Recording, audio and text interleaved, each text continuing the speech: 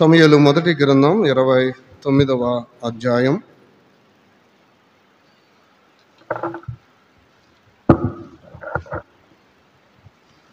సమూయేలు మొదటి గ్రంథం 29వ అధ్యాయం మొదటి నుండి మనం చదువుదాం. పాత నిబంధనలో 249వ పేజీ, సమూయేలు మొదటి గ్రంథం 29వ అధ్యాయం.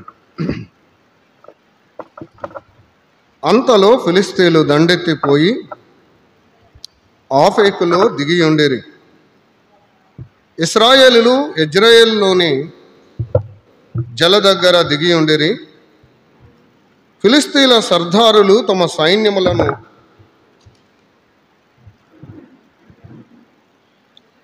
నూరేసి మందిగాను 1000 మందిగాను వ్యూహపరిచి వచ్చుచుండగా దావీదును అతని జనులను ఆకీషుతో కలిసి దండు వెనక తట్టున వచ్చుచుండిరి.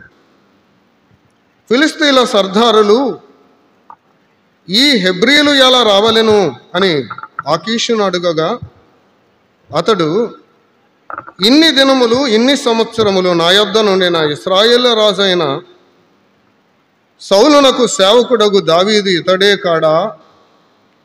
ఇతడు నా యొద్ద చేరిన నాట నుండి నేటి వరకు ఇతని యందు తప్పేమియూ నాకు కనబడలేదని ఫిలిష్తీయుల సర్దారులతో అనెను.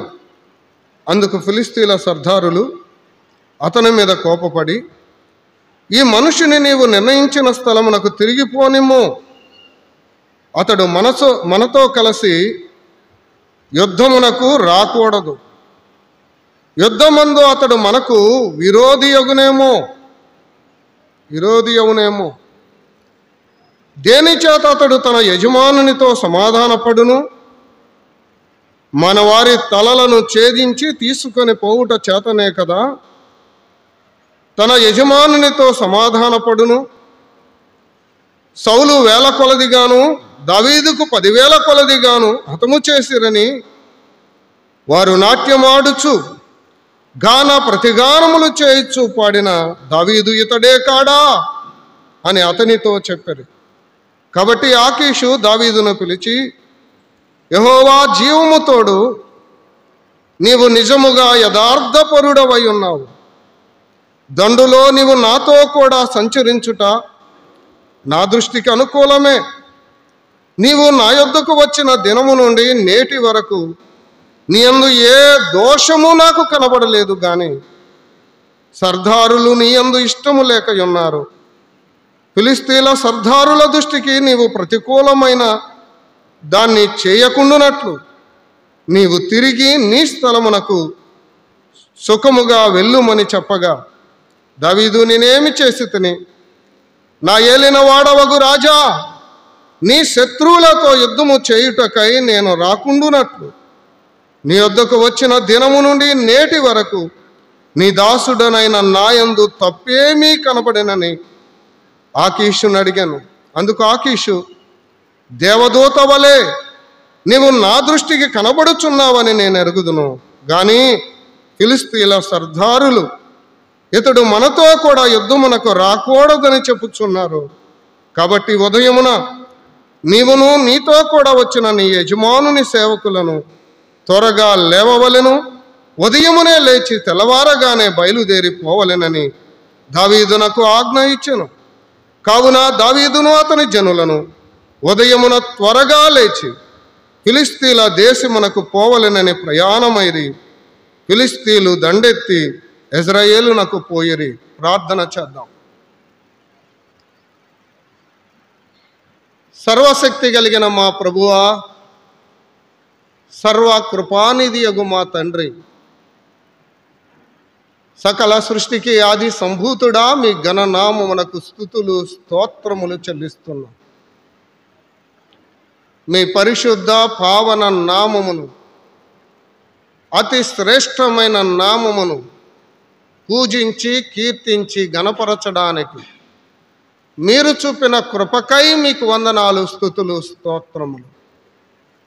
ఆరాధనలో మీరు చేసిన సహాయానికై మిమ్మల్ని స్తుతిస్తూ ఉన్నాం. యోగ్యమైన రీతిలో మీరు ఆగ్రానించదగిన ఆరాధన స్తుతులు అర్పణలు సమర్పించుటకు సహాయము దయచేయండి. మా తండ్రి, మీ మాటలు చదివి ఉన్నాం. చదవబడిన మీ దివ్యమైన పరిశుద్ధ లేఖనముల ద్వారా కూడి ఉన్న మా అందరితో మీరు మాట్లాడండి. ఈ సమయము ద్వారా మీ నామానికి మహిమ కలిగించుకోండి. మా ప్రభువా, మీ యొక్క స్వరూప దర్శనాన్ని మాకు అనుగ్రహించండి. మీరే మహిమ, ఘనత, ప్రభావములు పొందుకున్నాము. యేసు క్రీస్తు ప్రభు దివ్య నామమున వినయులమై ప్రార్థన చేయుచున్నాము తండ్రి, ఆమేన్. చేరువచ్చిన మీ అందరికీ ప్రభు అయిన యేసు క్రీస్తు నామమున క్రమంగా మనం ధ్యానం చేస్తూ వస్తూ ఉన్నాం. సమూయేలు మొదటి గ్రంథములో అధ్యాయం వెంబడి అధ్యాయాలను మనం ధ్యానం చేస్తూ వస్తున్నాం. ఆ క్రమంలో 29వ అధ్యాయం 11 వచన భాగాలను మనం చదువుకున్నాం. మొదటి 5 వచన భాగాలలో దావీదును నిరాకరించుట మనం చూస్తాం. నిరాకరణ కూడా ప్రయోజనకరమే. అది ఎలా అన్నది మనం ధ్యానం చేద్దాం. మొదటి 5 వచనాలలో దావీదు యొక్క నిరాకరణ, 6 నుండి 11 వరకున్న వచనాలలో ఆకీషు వివరణ, ఎందుకు నిరాకరించవలసి వచ్చిందో దానిని గూర్చిన వివరణ దావీదుకు ఆకీషు ఇస్తూ ఉన్నాడు. అయ్యా, నువ్వు యథార్థవంతుడవు, నువ్వు దేవదూత వలె ఉన్నావు, నీలో ఏ తప్పు లేదు, మా సర్దారులు ఒప్పుకోవట్లా అంతే, ఏమీ అనుకోవద్దు, నువ్వు రావద్దు అని నిరాకరించాడు. ఆ నిరాకరణకు గల కారణం వివరణ 6 నుండి 11 వరకున్న వచనాలలో ఉంది. మనం గతంలో ఆలోచన చేశాం. 27వ అధ్యాయములో దావీదు భయపడ్డాడు, సౌలుకు భయపడ్డాడు. నన్నేం చేస్తాడో, నన్ను చంపేస్తాడేమో, నేను చనిపోతానేమో, నా పరిస్థితి ఏమవుతుందో అని భయపడి శత్రు దేశానికి పారిపోయాడు, ఫిలిస్తీ దేశానికి పారిపోయాడు. శత్రు రాజు కింద, ఆకీషు కింద తలదాచుకున్నాడు, దాక్కున్నాడు, పారిపోయాడు. ప్రియులారా, చాలాసార్లు మనం ఏమనుకుంటామంటే, ఏం పర్లేదులే, ఈ చిన్నదే ఏమి కాదులే అనుకుంటాం. ఒక తప్పు మన చేత మరొక తప్పును చేయిస్తుంది అనడానికి ఉదాహరణ, శత్రు దేశానికి వెళ్ళిపోయిన వాడు అలాగే ఉంటాడా? శత్రువులతో కలిసి ఇశ్రాయేలీల మీదకు యుద్ధానికి బయలుదేరాడు. ఇశ్రాయేలీలతో యుద్ధం చేయడానికి ఫిలిస్తీన్లు వెళ్తున్నారు. ఫిలిస్తీన్లు ఎవరు? ఇశ్రాయేలీలకు శత్రువులు. ఫిలిస్తీన్లు ఎవరు అంటే ఇశ్రాయేలీలకు శత్రువులు. ఈ ఇశ్రాయేలీయుడు దావీదు ఫిలిస్తీ దేశానికి పారిపోయి ఇప్పుడు ఫిలిస్తీన్లతో కలిసి ఇశ్రాయేలీ మీదకు యుద్ధానికి వస్తున్నాడు. ఎంత దౌర్భాగ్యమైన పరిస్థితి! తన ప్రజలను రక్షించవలసిన వాడు, తన ప్రజలను కాపాడవలసిన వాడు, తన ప్రజల పక్షమున పోరాడవలసిన వాడు శత్రువులతో కలిసి తన ప్రజల మీదకే యుద్ధానికి వెలుస్తున్నాడు. తల్లి తన బిడ్డలను చంపినట్లు, తండ్రి తన బిడ్డలను దారిద్ర్యానికి అప్పగించినట్లు రక్షించవలసిన వాడు, కాపాడవలసిన వాడు, ముందుండి నడిపించవలసిన వాడు, శత్రువులతో పోరాడవలసిన వాడు శత్రు పక్షమున చేరి తన స్వజనుల మీదకే, తన ప్రజల మీదకే యుద్ధానికి బయలుదేరాడు. పిల్లరా, ఎన్నడే కాని మన ప్రజలతో మనం పోరాడకూడదు. It's never. ఆ పరిస్థితి నీకు నాకు రాకుండును గాక. బ్రతికినంత కాలం భయంతో చెప్తున్నాను ఈ మాట. నా గురించే చెప్తున్నా, నన్ను గురించే చెప్తున్నా, నేనే అనుకుంటున్నా. ఆ పరిస్థితి నాకెన్నడూ రాకుండునుగాక, మనకెన్నడూ రాకుండునుగాక. మన ప్రజలతో మనం ఎన్నడే కానీ పోరాడకుండా ఉందుముగాక. It's a lesson. ఇది మనకు ఒక మాదిరి, ఒక పాఠం. యుద్ధానికి బయలుదేరాడు, యుద్ధానికి వెళ్తున్నాడు. ఇక్కడ దేవుని యొక్క అద్భుత కార్యం ప్రియులారా, మనము నమ్మిన దేవుడు సార్వభౌముడు.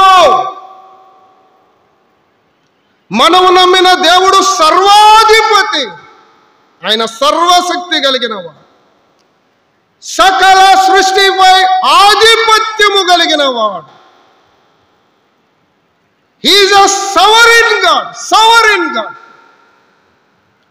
దావీదు పాపము చేయకుండా, దావీదు తప్పు చేయకుండా, దావీదు పాపములో పడిపోకుండా దేవుడు రక్షించాడు, దేవుడు తప్పించాడు, దేవుడు కాపాడాడు. తన సార్వభౌమ అధికారాన్ని దేవుడు ఉపయోగించాడు. దేవునికి స్తోత్రం.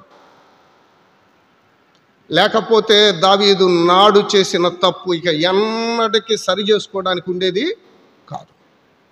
యుద్ధానికి వెళ్ళకుండా, యుద్ధములో తన ప్రజలతో పోరాడకుండా దేవుడు తన సార్వభౌమ అధికారాన్ని ఉపయోగించి ఆపాడు.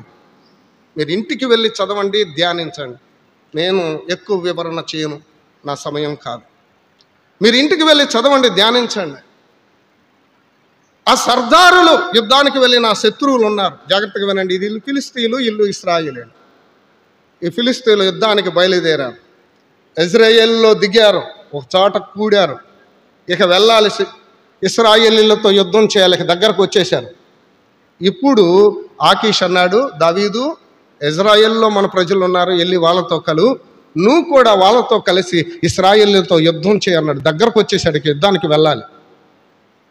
ఈ ఇజ్రాయేలులో ఉన్న ఫిలిస్తీన్లు అన్నారు, ఎవరితను? దావీదును చూసి అడిగారు, ఎవరితను అంటే హెబ్రీడ్ అండి అన్నారు. ఇశ్రాయేలీడా? అవును. హెబ్రీయుల మీదకి మనతో కలిసి ఎలా యుద్ధానికి వస్తాడు? అక్కడికి వెళ్ళాక ఇతను ఎదురు తిరిగి మనల్ని అందరిని చంపేస్తే వింటున్నారా? సౌలు ఉన్నాడు, అవతల ఇశ్రాయేలులకు సౌలు ఉన్నాడు. సౌలు దగ్గర మెప్పు పొందడానికి, సౌలుతో సమాధాన పడడానికి మనల్ని అందరినీ చంపేస్తే రావటానికి వీలు లేదు. ఎవరో దావీదు మనతో రావటానికి వీలు లేదు. అక్కడకు పోయాక మనల్ని చంపేస్తాడు ఈ దావీదు. అమ్మో, వద్దు వద్దు వద్దు. సౌలు 1000 కొలది మంది, దావీదు 10,000 కొలది చంపింది ఇతను కాదా అని చెప్పి అతను రావడానికి వీలే లేదని అతన్ని నిరాకరించారు. వీళ్ళరా, అసలు నిరాకరించాల్సింది ఎవరు చెప్పండి? దావీదే అనాలి. నేను నా ప్రజల మీదకి యుద్ధానికి ఏందయ్యా, నేను రానులే, ఇంకెవరితోనన్నా యుద్ధం చేస్తే నేను వస్తానులే, కానీ నా ప్రజల మీదకి నేను యుద్ధానికి రానని చెప్పాలి. చెప్పలేకపోయాడు. కానీ శత్రువుని దేవుడు ఉపయోగించాడు, ఫిలిస్తీన్లను దేవుడు ఉపయోగించాడు. ఫిలిస్తీన్లను వద్దంటున్నారని.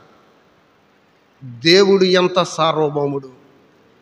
దేవుని మాటకు, దేవుని ఆలోచనకు, దేవుని ఉద్దేశానికి శత్రువు లోబడ్డాడులే కానీ దావీదు లోబడలేకపోయాడు. Two sad.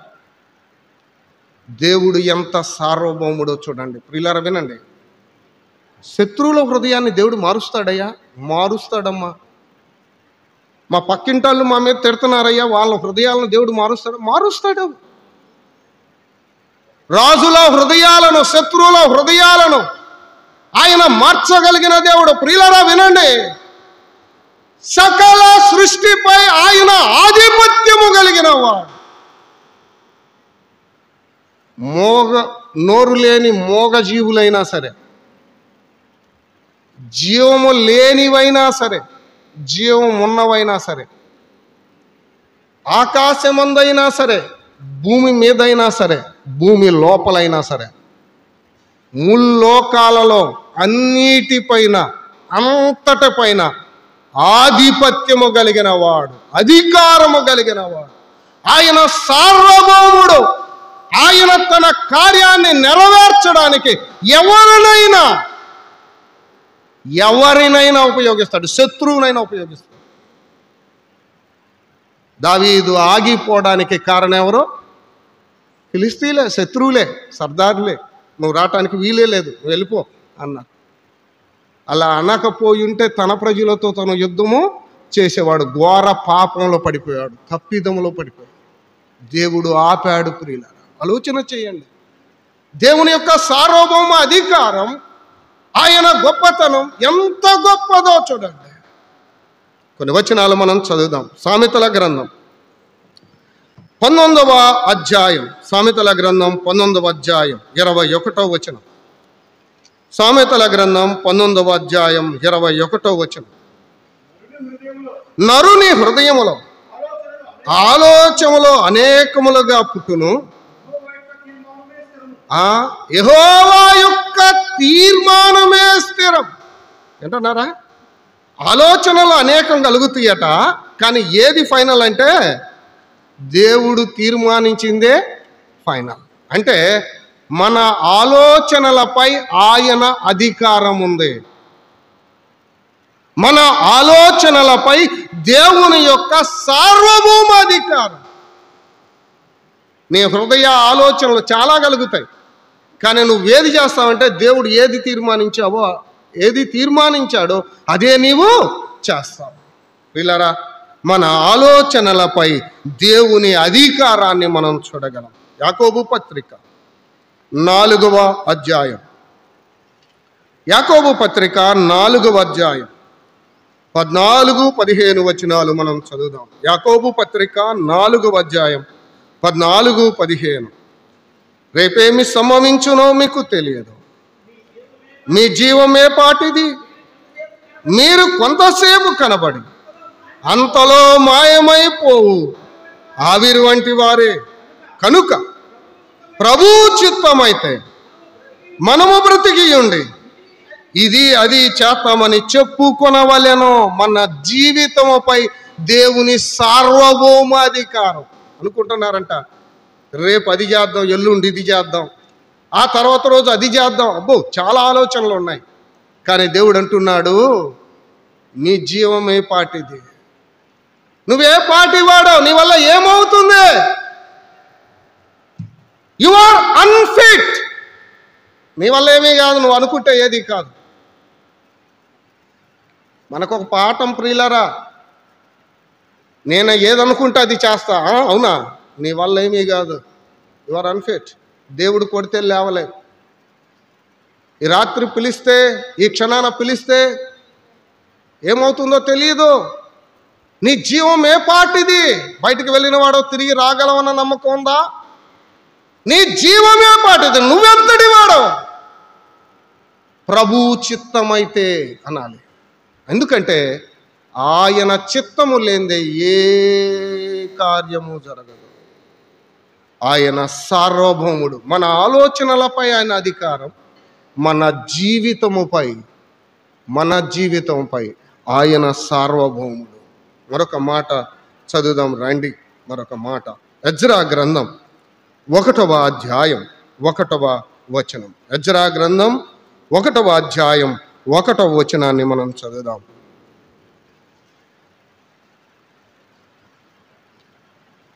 పాత నిబంధనలో 392వ పేజీ, ఎజ్రా గ్రంథం 1వ అధ్యాయం 1వ వచనం.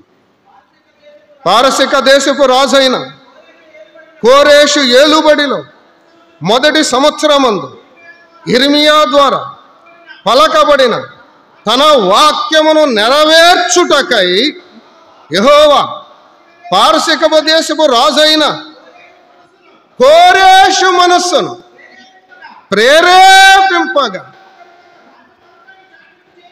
ఎవరిని ప్రేరేపించాడు? కోరేషు మనస్సును ప్రేరేపించాడు. కోరేషు మనస్సుపై దేవుని సార్వభౌమ అధికారం. కోరేషు ప్రభుని నమ్మినాడు కాదు, విగ్రహారాధికుడు, అన్యుడు, దేవుడు తెలియనివాడు. దేవుని తెలియని వ్యక్తి మనసును కూడా దేవుడు ప్రేరేపిస్తాడా? ప్రేరేపిస్తాడు. వాళ్ళ మనస్సులపై దేవుని అధికారం ఉందా? ఉంది. ఆలోచనలపై దేవుని అధికారం, మన జీవితాలపై దేవుని అధికారం, మన మనసులపై దేవుని అధికారం. దేవుడు ఎంత సార్వభౌముడో చూడండి. అందుకే ఇలా మనం అర్థం చేసుకుంటున్నాం. దావీదు తప్పు చేయకుండా, దావీదు పొరపాటు చేయకుండా, దావీదు నిందలో ఇరుకులో పడకుండా తప్పించిన వాడు దేవుడు. దేవుడు సార్వభౌముడు. రండి, సమూయేలు మొదటి గ్రంథం 29వ అధ్యాయం.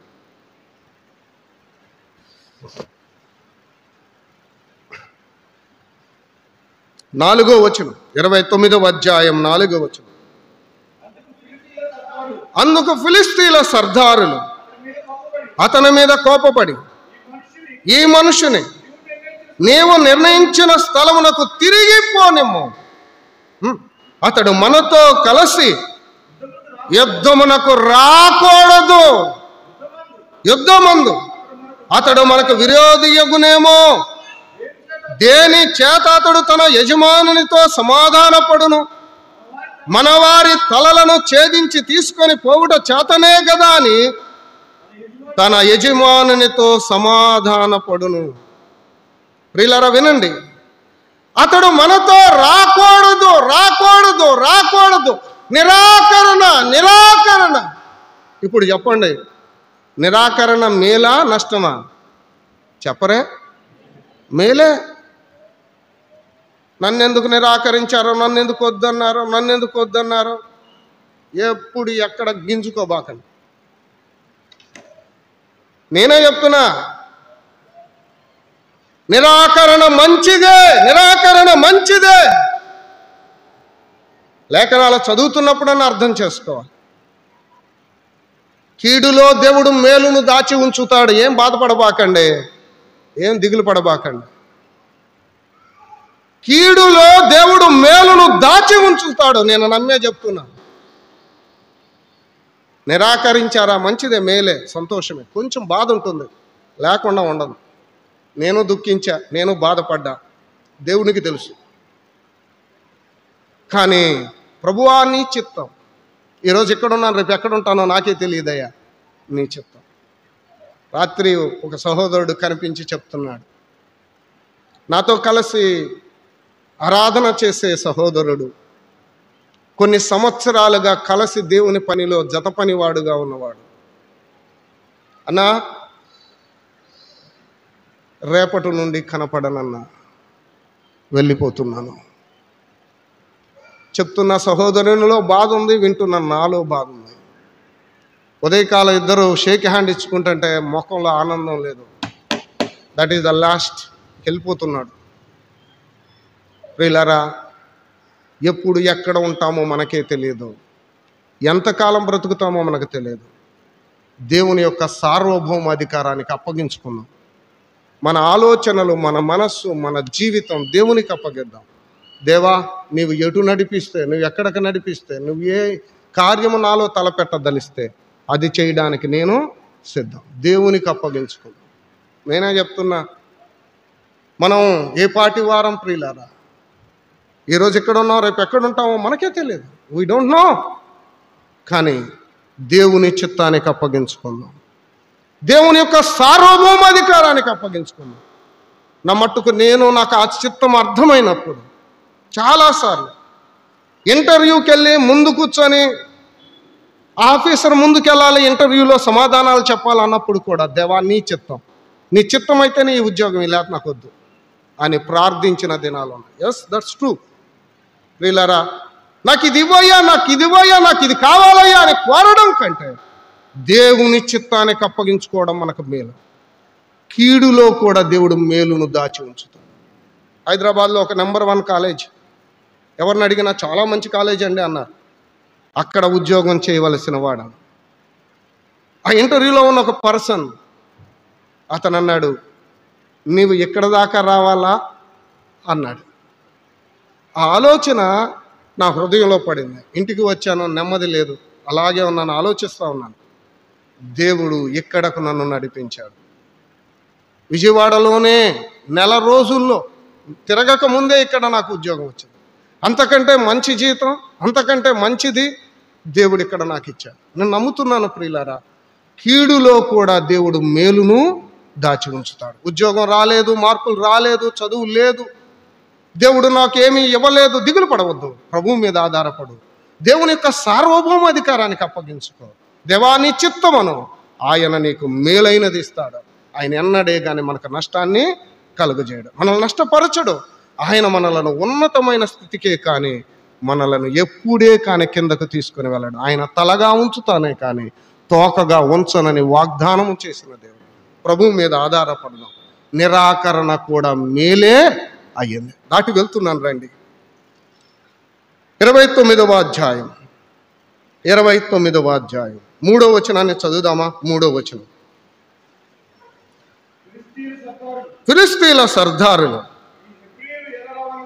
ఈ హెబ్రీలు ఎలా రావాలనని ఆకీషును అడుగగా అతడు, ఇన్ని దినములు, ఇన్ని సంవత్సరములు నా యొద్ద నుండిన ఇశ్రాయేళ్ల రాజైన సౌలునకు సేవకుడకు దావీదు ఇతడే కాడా?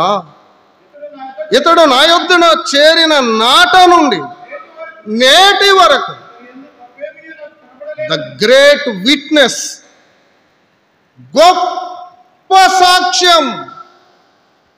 ఎవరిని గూర్చి చెప్పండి? ఎవరిని గూర్చి? దావీదును గూర్చి. ఎక్కడున్నాడు దావీదు? చెప్పండి. శత్రువుల రాజ్యంలో ఉన్నాడు, శత్రువుల మధ్య ఉన్నాడు. అమ్మా వింటున్నారా? లోకంలో నువ్వు ఉన్నావు, లోకంలోనే ఉన్నావు, నమనాల మధ్య ఉన్నావు, అందరూ భయంకరమైన వ్యక్తుల మధ్య నువ్వు ఉన్నావు. నీ సాక్ష్యం ఏంటి? నీ సాక్ష్యం ఏంటి? అందరిలో మనం కూడా కలిసిపోయామా?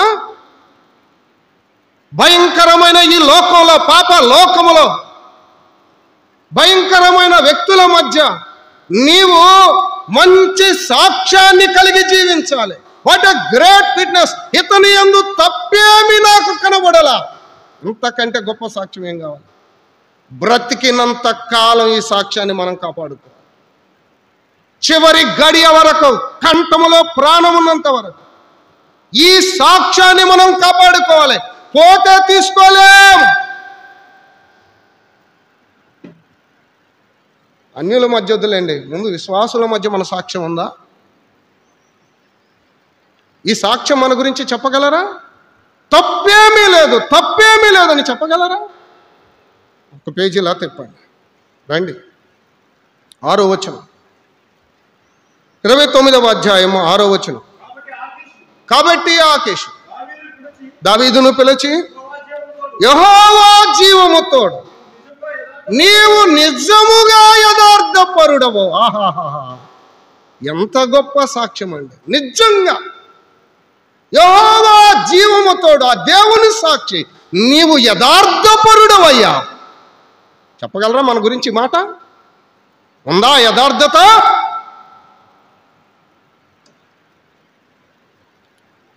మళ్ళా చెప్తున్నాను, బ్రతికి ఉన్నంత కాలం దీన్ని మనం కాపాడుకోవాలి. అంటే పోయిద్దేమోనని జాగ్రత్తగా. బంగారు నాణ్యం చెంగును కట్టుకుంటే ఎంత జాగ్రత్త చూసుకుంటామండి, అవునా? సాక్ష్యము అంతకంటే గొప్పది. ఇదే మనతో పాటు వచ్చేది. అమ్మా అయ్యా, ఆస్తులు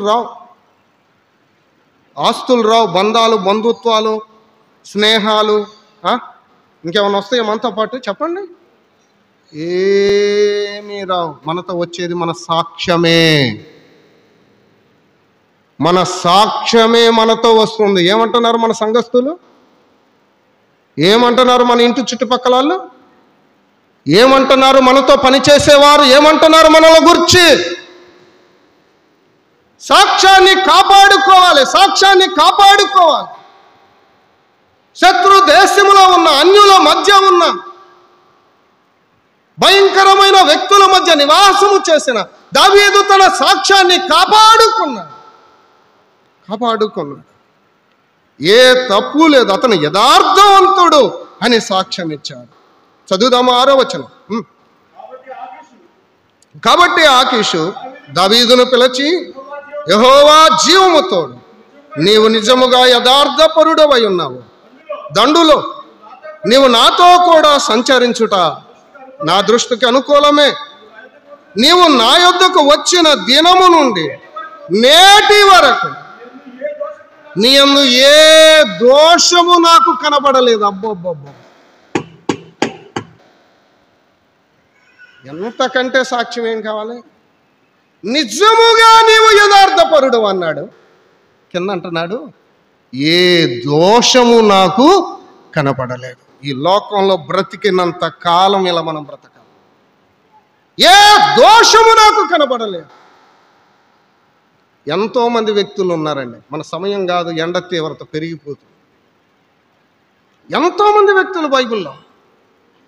1-2 వచనాల జ్ఞాపకానికి తెస్తా. రూతు గ్రంథం 3వ అధ్యాయం. మనం ఎరిగిందే, కొంచెం అలా ముందుకు రండి. రూతు గ్రంథం 3వ అధ్యాయం 10వ వచనాన్ని మనం చదువుదాం. 10వ వచనం.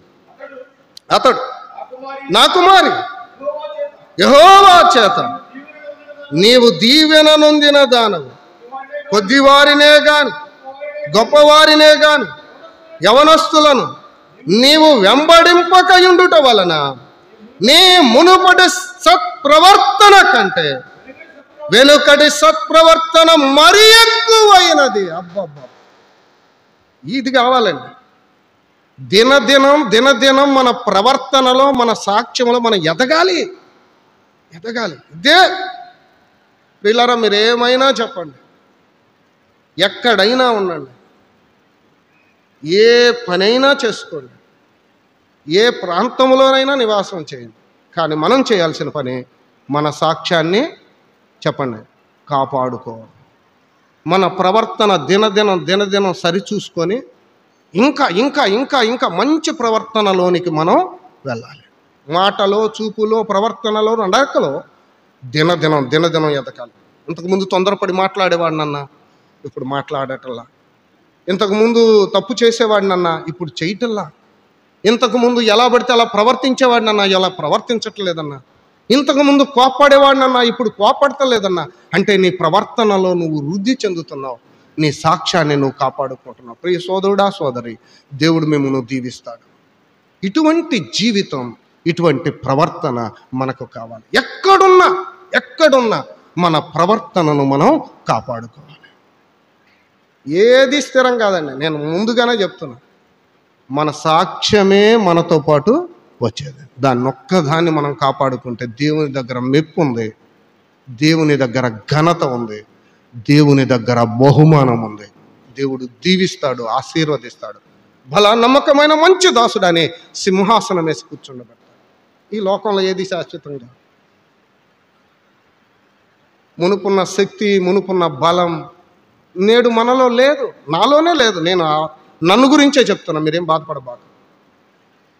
మునుపున్న శక్తి, మునుపున్న బలం, మునుపున్న ఆరోగ్యం నేడు లేదు అనిపిస్తుంది. ఎంతకాలం ఈ జీవితం అశాశ్వతమైనది. లోకం బ్రతికినంత కాలం సాక్ష్యాన్ని కాపాడుకుంటే, విశ్వాసాన్ని కాపాడుకుంటే ప్రభు దగ్గరికి వెళ్ళిపోతే అదే చాలు.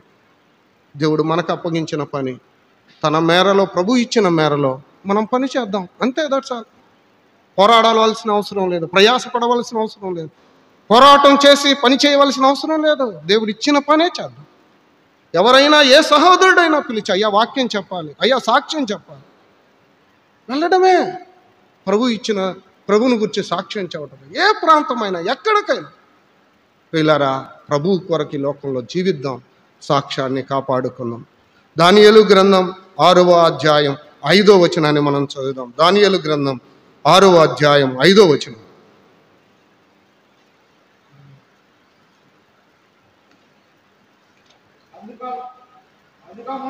అందుకు ఆ మనుష్యుడు,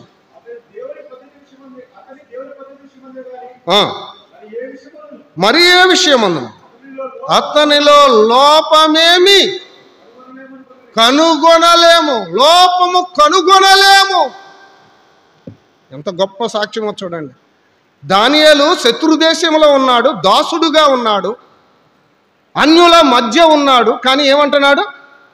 అతనిలో ఏ లోపము కనుగొనలేమని శత్రువులు చెప్పుకుంటున్నారు. ఎవరో భూతార్థం వేసి చూసినా కానీ ఏమీ కనపడతలేదంట. ఎవరిలో? దానియేలులో. మనలో ఎన్ని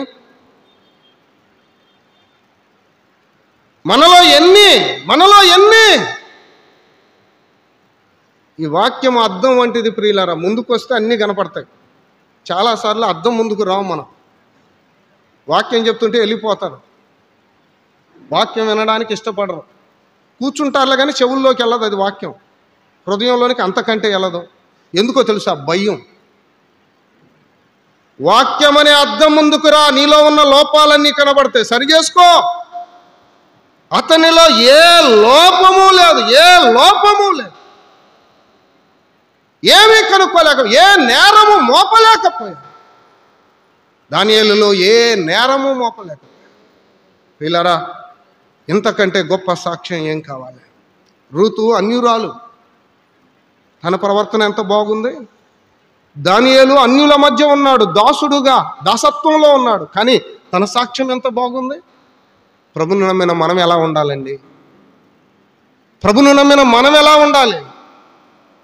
వాక్యాన్ని చదువుతున్నాం, వాక్యాన్ని వింటున్నాం, ప్రభుని ఆరాధిస్తున్నాం, ఆయనందు శ్వాసం ఉంచాం, దేవుడు తెలుసని చెప్పుకుంటున్నాం.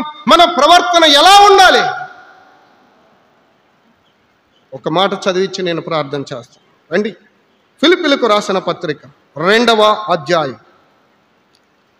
ఫిలిప్పీలకు రాసిన పత్రిక 2వ అధ్యాయం 14 నుండి మనం చదువుదాం. 2వ అధ్యాయం 14వ వచనం. మీరు మూర్ఖమైన వక్రజనము మధ్య నిరపరాధులను, నిష్కలంకులను, అనిందులైన దేవుని కుమారులగునట్లు. అక్కడ ఆగుదాం. ఏమనుందో మొదటి మాట? నిరపరాధులు. అంటే ఏ అపరాధం మనం చేయాలా, చేయకూడదా? చెప్పండి. చేయకూడదు. ఏ అపరాధం చేయకూడదు. నిరపరాధులుగా ఉండాలి, నిష్కలంకులుగా ఉండాలి. ఏ కలంకం మనకు అంటకూడదు. పరుల పాపాలు మనకు అంటకూడదమ్మా. వింటున్నారా అన్న? మీరు పదండి అన్న, మీ పక్కన నేను నుంచుంటానన్న. నీకు కూడా అంటిద్ది. అక్క నువ్వు తిట్టు, నేను పక్కన నుంచుంటా, నీకు కూడా అంటిద్దమ్మా సోదరి. వద్దొద్దు, వందనాలు చేసి పక్క వెళ్ళిపోదాం. కలంకం మనకంటకూడదు. నాకేమీ తెలియదన్నా, అమ్మ నాకేమీ తెలియదు, అంతే, దూరంగా వెళ్ళిపోదాం. దేనికి చెప్పండి? పాపానికి. కలంకమంటకుండా ఈ లోకంలో జీవిద్దాం. పొరపాటు చేయకూడదు. ఆ పొరపాటు మనకు అంటను కూడా చెప్పండి, అంటకూడదు. పరుల పాపంలో మనం పాలి భాగస్థులం కాకూడదు. నేను చేయలేదన్నా, మంచిదే. నాతో ఉన్నవారు, నేను ప్రభును నమ్మిన దినాలలో నన్ను నడిపిస్తున్న పెద్దవాళ్ళు నాకు చెప్పారు, తమ్ముడు యవన కాలంలో ఉన్నావు, నిందపడకుండా చూసుకోయా అన్నారండి. అదేందన్నా, నాలో ఏ పాపం లేదన్నా, నేనేం చేయలేదన్నా. తమ్ముడు, నీ గురించి మాకు బాగా తెలుసు, నువ్వు తప్పు చేయలేదని తెలుసు. ఎందుకు చెప్తున్నామో తెలుసా? నిష్కలంకంగా జీవించాలి, నింద రాకుండా జీవించాలి, పాపం అంటకుండా జీవించాలి. అది కావాలి. యవన సోదరీలు ఉన్నారు, బిడ్డలు ఉన్నారు, ఆ స్త్రీలతో నువ్వు మాట్లాడుతున్నప్పుడు అపవాదిని మీద నింద వేస్తాడు. జాగ్రత్తగా మాట్లాడు. నిజం చెప్తున్నాను, వాళ్ళు నా చెప్పిన మాటే చెప్తున్నా. 3 అన్నారండి. చాలాసార్లు చెప్పుంటాను మీకు, మళ్ళా చెప్తా. ఇంకో వ్యక్తి లేకుండా యవన స్త్రీలతో మాట్లాడబాకయ్యా. అంటే 3 వ్యక్తులు ఉండాలయ్యా అన్నాడండి. 3 అడుగుల దూరం ఉండి మాట్లాడన్నాడండి. నాకు అది ఇప్పటికీ గుర్తు. అయ్యా అలా నాటుకుపోయింది. 3 అడుగుల దూరం ఉండాలి అన్నాడు. 3 మాటల కంటే మాట్లాడబాకు. నిందబడిందా, అందరిని నడిపిస్తున్నావు, నీ వల్ల మొత్తానికి చెడ్డ పేరు వచ్చింది, జాగ్రత్త. స్టూడెంట్స్ మధ్య దేవుని పరిచర్య జరుగుతుంటే నేను వాళ్ళని లీడ్ చేస్తూ ఉండేవాడిని. అందుకని నాకు నా పైన పెద్దలుగా ఉన్నవారు నాకు చెప్పిన మాటలు, వీళ్ళరా, నిష్కలంకమైన జీవితం మనం జీవించాలి. నిరపరాధులుగా జీవించాలి, నిష్కలంకమైన జీవితం జీవించాలి. ఇంకా అన్నాడు, అనింద్యులుగా ఏమి పడకూడదు చెప్పండి, ఏం పడకూడదు చెప్పండి. నోరు రావట్లేదా? మీరు చెప్పాలని అడుగుతున్నా, నాకు తెలియక కాదు. అనింద్యులుగా, నింద పడకూడదు, నింద రాకుండా ఈ లోకంలో మనం జీవించాలి. నేనే తప్పు చేయలేదన్నా, నా మీద నిందపడిందన్నా కడుక్కో, తుడిచేసుకో, నిందపడకుండా చూసుకో. ఈ లోకంలో జీవించినంత కాలం ఇలా మనం జీవించాలి. దేవుడు మనకిస్తున్న ఆజ్ఞ ఇదే, సాక్ష్యాన్ని కాపాడుకోవాలి. మన జీవితం, మన ప్రవర్తన ఎలా ఉండాలి. దావీదును గూర్చి వారిచ్చిన సాక్ష్యము ఎంత గొప్పదో.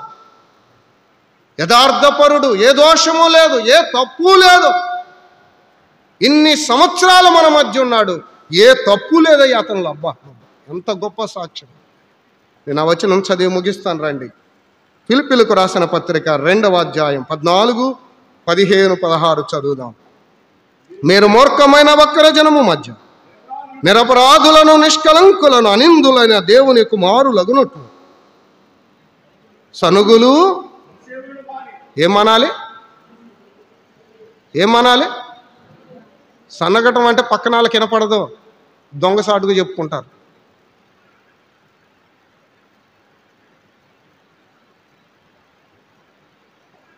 నన్ను ప్రేమించేవాడు నన్ను ఒంటరిగా హెచ్చరిస్తాడు.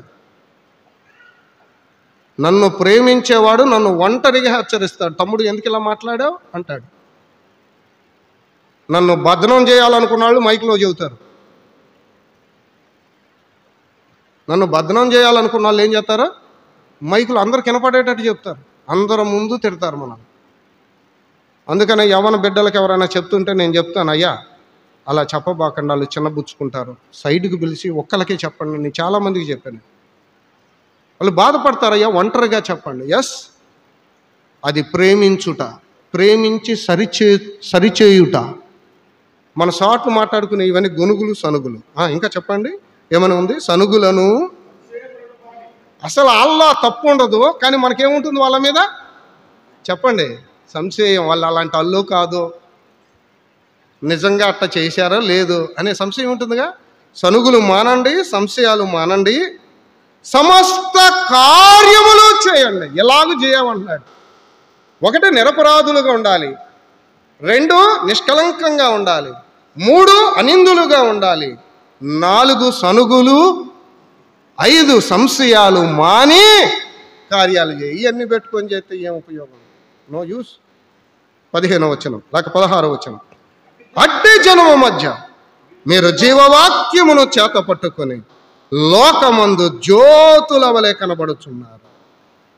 అందువలన నేను వ్యర్థంగా పరిగెత్తలేదని, నేను పడిన కష్టము నిష్ప్రయోజనము కాలేదని క్రీస్తు దినమున నాకు అతిశయ కారణము కలుగును. ఇలా చేస్తే మనకేముంటుంది దేవుని దగ్గర? చెప్పండి, అతిశయం. దేవా ఇదిగో నేనే వస్తానా. ఆయన ఎదురుగా అక్కడ నుంచి ఉన్నాడండి, ఎదురుగా వెళ్ళి ఆయన అలా వాటేసుకొని నా తండ్రి అనొచ్చు. ఇవన్నీ మనలో పెట్టుకొని వెళ్తే ఇంతే, తల ఎత్తడానికి ఉండదు. సిగ్గు ఎక్కడా? లోకంలో కాదండి, దేవుని దగ్గర సిగ్గు. ఇలాగ మనం ఉండకుండా ఉండుగాక. జ్యోతుల వలె ఉన్నాం, నిరపరాధులుగా ఉన్నాం, అనిందులుగా ఉన్నాం, నిష్కలంకులుగా ఉన్నాం. ఈ లోకంలో సనుగులు, సంశయాలు మాని కార్యాలు చేద్దాం. దేవుడి మాటలను దీవించినట్లుగా ప్రార్థన. కృపగల మా ప్రియ ప్రభువా, మీ దివ్యనామానికి స్తుతులు, స్తోత్రములు చెల్లిస్తున్నాం. దావీదు నిరాకరించబడుట ప్రయోజనమైనని మా జ్ఞప్తికి తెచ్చారు. దావీదు నిరాకరణలో మీ యొక్క సార్వభౌమ అధికారాన్ని మా ఎదుటకు మీరు తీసుకొని వచ్చారు. నిజమే ప్రభువా, మా మనస్సుపై, మా ఆలోచనలపై, మా జీవితాలపై, మా హృదయాలపై మీ యొక్క సార్వభౌమ అధికారాన్ని బట్టి మిమ్మల్ని స్తుతిస్తూ ఉన్నాం. మా తండ్రి, దావీదు యొక్క గొప్ప సాక్ష్యం మా ఎదుటకు మీరు తీసుకొని వచ్చారు. ఏ తప్పు చేయనివాడు, ఏ దోషము లేనివాడు, ఏ దోషము చేయనివాడు, యథార్థపరుడు అని జ్ఞాపకానికి తెచ్చారు. ప్రభువా, ఈ లోకంలో మేము అలా జీవించడానికి సహాయం చేయండి. విన్న మాటలు మా హృదయంలో నీరు కట్టి ఫలింపచేయండి. విన్న వాక్యం మాలో ఆత్మకార్యాన్ని జరిగించినట్లుగా కృప చూపించండి. మంచి నేలన వెత్తబడిన వాక్యము వలె 100 60 30 ఫలించుటకు కృప చూపించండి. ఈ ఉదయకాలం చేరువచ్చిన మా ప్రియులందరినీ మీరు జ్ఞాపకం చేసుకోండి. మీ రెక్కల కింద భద్రపరచండి. క్షేమాన్ని, కాపుదలను దయచేయండి. వేడిమి ఎక్కువగా ఉంటుండగా ప్రభువా, వృద్ధులు ఉన్నారు, వయసులో పెద్దవారు ఉన్నారు, ప్రతి ఒక్కరిని మీ రెక్కల కింద భద్రపరచండి. మంచి ఆరోగ్యాలను దయచేయండి. తల్లి శాంతకుమారి గారి కొరకు ప్రార్థన చేస్తూ ఉన్నాం. మీరిచ్చిన నెమ్మదికై మిమ్మల్ని స్తుతిస్తూ ఉన్నాం. మా ప్రభువా, సంపూర్ణ ఆరోగ్యాన్ని మీరు దయచేయండి. లలితమ్మ గారి కొరకు ప్రార్థిస్తూ ఉన్నాం. సరిత గారి కొరకు ప్రార్థిస్తున్నాం. కృప చూపించండి నాయన. అనారోగ్యంతో ఉన్న మా ప్రియులందరినీ మీరు జ్ఞాపకం చేసుకోనండి, బలపరచండి. మంచి ఆరోగ్యాలను దయచేయండి. మీరు అక్కడ ఆలస్యమైతే మరొకసారి ఇలాగ మేమందరం సంతోషించినట్లుగా మీరే కృప చూపించమని మమ్మల్ని అందరినీ మీ దగ్గర హస్తాలకు అప్పచెప్పుకుంటూ, ప్రాణప్రియుడు, లోకరక్షకుడు, సర్వకృపానిధియగు యేసుక్రీస్తు ప్రభు దివ్య నామమున వినయులమై ప్రార్థన చేయుచున్నాము తండ్రి. ఆమేన్. చాలా మంచిది. తన దాసులు తన పక్షం నిలబెట్టుకొని అమూల్యమైన సంగతులు బోధించాడు. మనమందరము కూడా ఒకరము సరిచూసుకోవాలని వాక్యం అందించిన మరి సహోదరులకు దేవుని పేరట వందనాలు తెలుస్తున్నాను.